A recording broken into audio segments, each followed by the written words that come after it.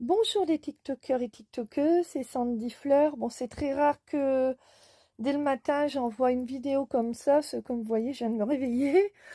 Euh, comment dire, je suis très touchée. Je ne pensais pas que ma chanson sur la Côte d'Opale allait apporter un succès comme ça. En fait, c'est Bad Sound of Pop qui m'a écrit cette chanson. Donc voilà, moi je lui avais dit les mots que je voulais parce que moi je suis originaire de Montreuil-sur-Mer dans le Pas-de-Calais.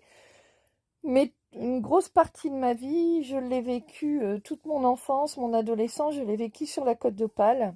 Donc 17 ans en tout cas. Après, j'ai fait mes études à Berck-sur-Mer. J'ai vécu 7 ans sur Boulogne-sur-Mer où j'ai monté mon groupe The Wolf avec ma poulette Mela qui s'est mariée la semaine dernière.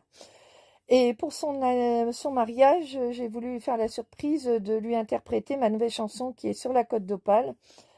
Et comment dire, mais je suis très touchée parce que je ne pensais pas que ma chanson, qui me tient particulièrement à cœur, parce que maintenant, bah voilà, je suis sur Valenciennes, mais la mer me manque vraiment, quoi. J'ai toujours hâte de retrouver la mer. J'ai toujours vécu sur la Côte d'Opale, donc voilà, ça me manque. Mais ça me touche du plus profond de mon cœur que vous aimiez cette nouvelle chanson.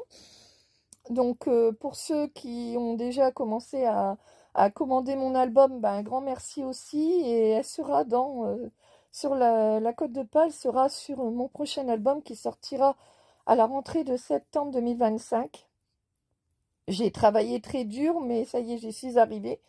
C'est un album de 11 chansons et dedans, il y aura cette chanson-là et une autre chanson qui s'appelle Ne recule pas, qui a été écrite par Hervé et sa femme.